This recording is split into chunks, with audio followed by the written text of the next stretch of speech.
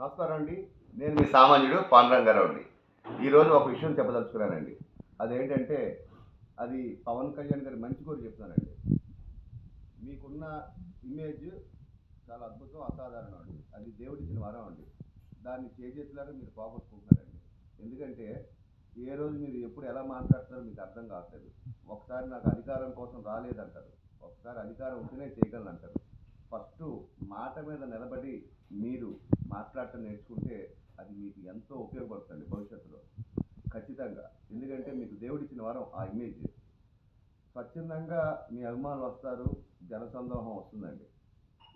దాన్ని మీరు ఎందుకు ఒక మంచి మార్గంలో మౌలు చేసుకోవట్లేదో నాకు ఇప్పటికీ అర్థం కాని విషయం అండి.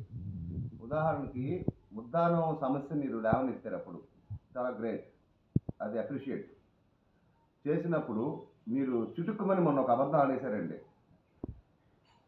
చంద్రబాబు నాయుడు గారికి చెప్పిన వెంటనే 24 గంటల్లో యుద్ధ ప్రాతిపదికన ఆ పనులన్నీ చేశారండి. జనాలు ఏంటంటే ఎడ్యుకేట్ అయ్యారు సార్. మీడియా, సోషల్ మీడియా అంతా ఉంది. మీరు ఏం చెప్పినా కూడా అది క్యాచ్ చేస్తారు. మాట్లాడే ముందు నిబద్ధతతో మాట్లాడాలి.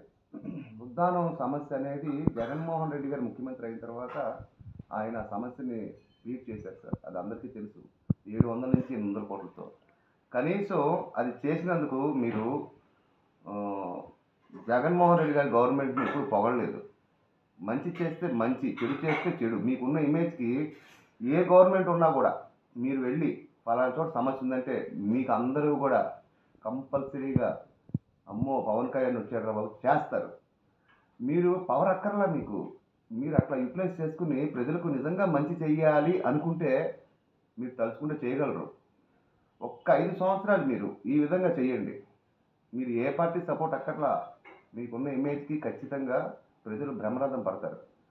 అది వదిలేసి మీరు నీచ నికృష్టంగా ఈ చంద్రబాబు నాయుడు గారి మార్గంలో మీరు నడుస్తుంటే మిమ్మల్ని అభిమానించే అభిమానులు కూడా చాలా నిరుత్సాహపడుతున్నారండి.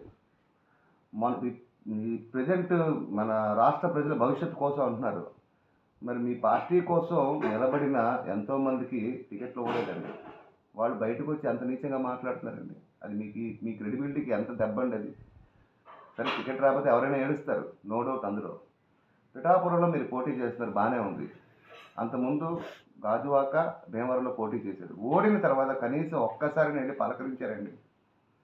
పలకరించలేదు. స్టార్డమ్ ఉంది కదని కాదు సార్, ఆ స్టార్కి మాట మీద నిలకడ అనేది ఉండాలి, అది లేదు. దయచేసి మీరు చంద్రబాబు నాయుడు గారి ట్రాక్లో పడకండి. మిమ్మల్ని అభిమానించే అభిమానులు కోట్లలో ఉన్నారు. ఎందుకంటే మీరు చెప్తున్నారని మాట అంటే వాళ్ళు ప్రాణం ఇచ్చే అభిమానులు కూడా ఉన్నారు. వాళ్ళని మోసం చేయకండి. ఈ దఫా ఎలక్షన్స్ ఎలా జరుగుతాయో ప్రజలు, జగన్మోహన్ రెడ్డి గారి పరిపాలన బాగాలేదంటే ప్రజలు ఇంటికి పంపిస్తారు, మీరు కష్టపడక్కర్లా. గంజాయి అనేది విశాఖపట్నమే కేంద్ర బిందువు అని చెప్పి గంటా శ్రీనివాసరావు గారు అప్పుడు మంత్రిగా ఉన్నప్పుడు చెప్పారండి. అప్పుడు మీరు కూడా వాళ్ళతో ఎలియన్స్లో ఉన్నారు. అప్పుడేమండి గంజాయి మీద ఉక్కుపాదం మోపలేదు, ఇప్పుడు ఉక్కుపాదం మోపుతారండి. తెలంగాణలో రేవంత్ రెడ్డి మోపలేకపోతున్నారండి ముఖ్యమంత్రి హోదాలో ఉండి.